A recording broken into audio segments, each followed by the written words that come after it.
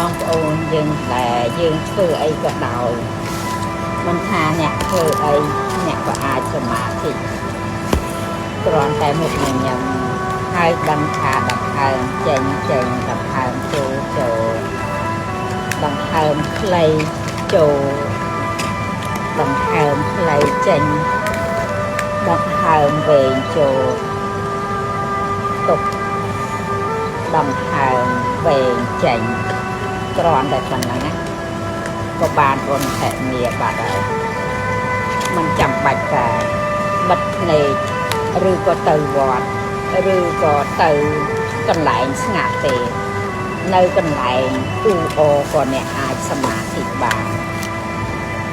ដោយគ្រាន់តែដឹងស្មារតីថាកំពុងធ្វើអីបាត់បុកនេះ Hi how are you នេះក៏ជាការសមាធិ